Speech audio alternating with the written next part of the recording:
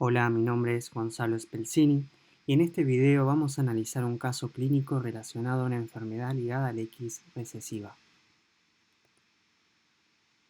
Especialmente, vamos a ver un caso clínico y a partir de los antecedentes familiares realizaremos un árbol genealógico. También veremos cómo se confeccionan los cuadros de Punnett para calcular los riesgos de recurrencia y por último describiremos las características de la herencia ligada al X recesiva.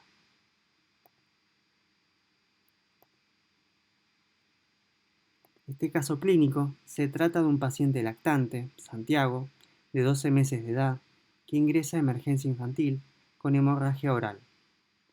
Hay antecedentes de trauma leve a nivel del labio inferior, con la aparición de hemorragia moderada, continua, de 40 horas de duración, sangrado hasta ponerse pálido, frío, sudoroso, taquicárdico, con náuseas y vómitos alimentarios. Un hallazgo importante en la anamnesis, es decir, la recopilación de información para formular el diagnóstico y tratar al paciente, es el antecedente de un trauma en la pierna derecha con sangrado continuo por el espacio de 3 días de duración.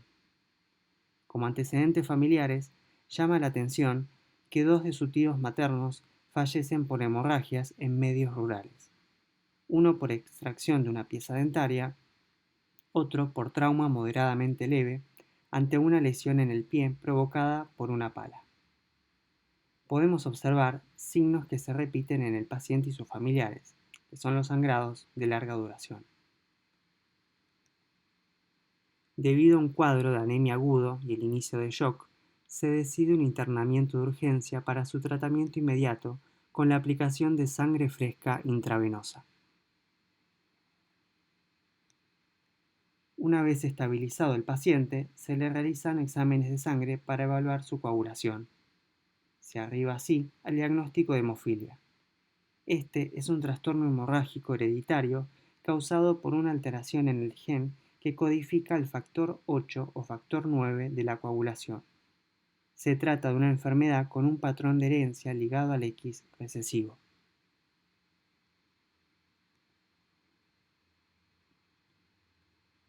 Debido a los antecedentes mencionados, el médico decide indagar de forma pormenorizada.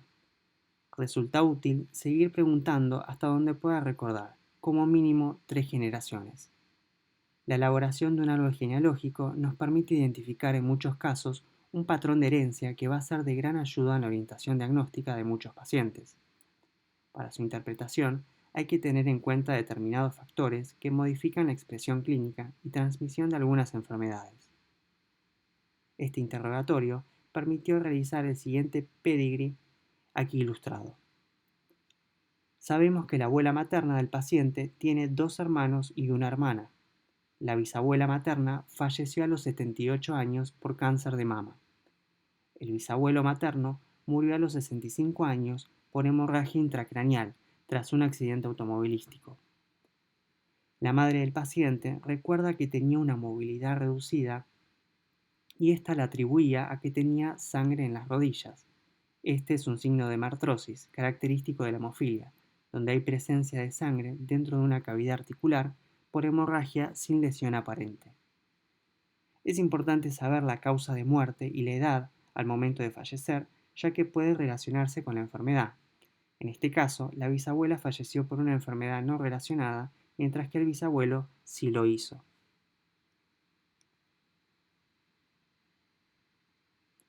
La elaboración de cuadros de Punnett para estimar el riesgo de recurrencia es especialmente útil a la hora de confeccionar el árbol genealógico o asesorar a la pareja reproductiva.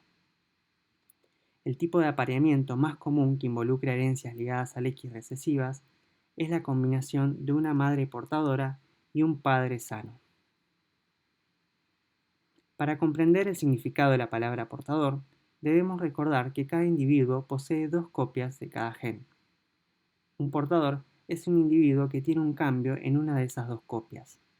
En el pasado, se consideró que los portadores o individuos que llevaban una copia incorrecta de un gen no mostraban signos clínicos. Sin embargo, cada vez hay más evidencia de que en algunas enfermedades recesivas los portadores sí manifiestan de hecho algunos síntomas clínicos. La madre portadora transmitirá el alelo con la variante patogénica, indicado en el cuadro con una X y el subíndice 2, a la mitad de sus hijos y la mitad de sus hijas en promedio. Como se observa en el cuadro, aproximadamente la mitad de las hijas de tal apareamiento serán portadoras y la mitad no estarán afectadas.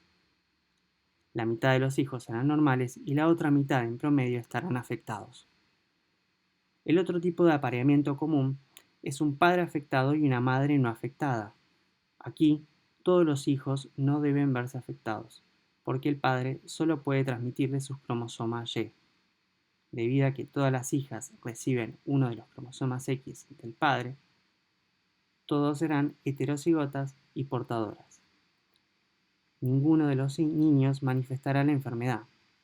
Sin embargo, porque el padre debe transmitir su cromosoma X a sus hijas y no puede transmitirlo a sus hijos, estos riesgos, a diferencia del cuadro previo, son cifras exactas en lugar de estimaciones de probabilidad.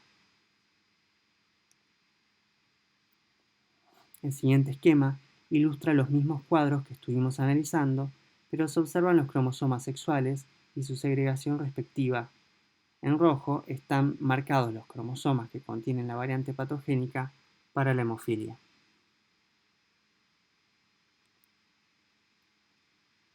Luego de analizar estos dos cuadros, podemos decir que la madre de Santiago es portadora obligada.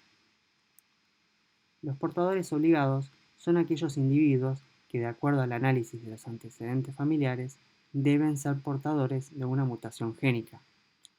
Debido a que el bisabuelo del paciente también está afectado, podemos decir que todas sus hijas serán portadoras obligadas, mientras que todos sus hijos serán sanos. En las familias en las que algún miembro se encuentra afectado, es importante detectar las mujeres con riesgo de ser portadoras y realizar el asesoramiento genético. Lo ideal es realizar este asesoramiento antes de que cualquier mujer con riesgo de la familia se plantee tener descendencia. El mismo permitirá a la familia conocer las implicaciones de la enfermedad, cómo se hereda, la probabilidad de que vuelva a suceder y las alternativas que existen. Por último, veremos algunas características de la herencia ligada al X recesiva. La frecuencia del rasgo es mayor en varones que en mujeres. Sin embargo, las mujeres pueden verse afectadas. Un tipo de apareamiento mucho menos común es el de un padre afectado y una madre portadora. Si realizamos un cuadro de Punnett, podremos comprobar que la mitad de las hijas serán portadoras y la otra mitad, en promedio, serán afectadas. Un 50% de los hijos no se verán afectados y la otra mitad se verá afectada. Observando un árbol genealógico en este caso, parecería que ha ocurrido la transmisión de la variante patogénica de padre a hijo, pero en realidad el hijo afectado la ha obtenido de su madre. Las mujeres heterocigotas pueden expresar la condición con un compromiso variable en relación al patrón de inactivación del X. Normalmente, la inactivación de X resultará en aproximadamente el mismo número de cromosomas X maternos y paternos activos. En este caso, la mujer portadora produciría alrededor del 50% al nivel normal del factor 8 y sería fenotípicamente normal.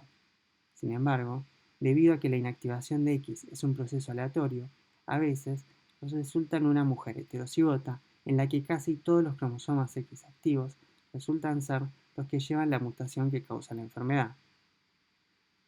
Debido a que suelen mantener al menos una pequeña fracción de cromosomas X activos sin la variante patogénica, tienden a verse levemente afectados. Es por ello que se observan en algunas portadoras complicaciones obstétricas. Las madres portadoras tienen riesgo de presentar una hemorragia grave después del parto.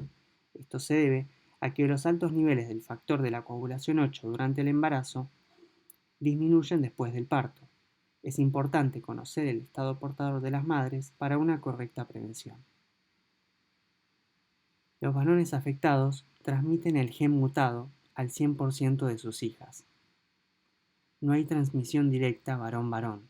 En contraste, la transmisión de padre a hijo puede observarse en busca de variantes patogénicas de enfermedades autosómicas. Por último, hay una proporción de casos que son debidos a mutaciones nuevas. Si tienen alguna duda respecto a los temas abordados en este video, pueden enviarlas al foro de su grupo. Nos seguimos leyendo.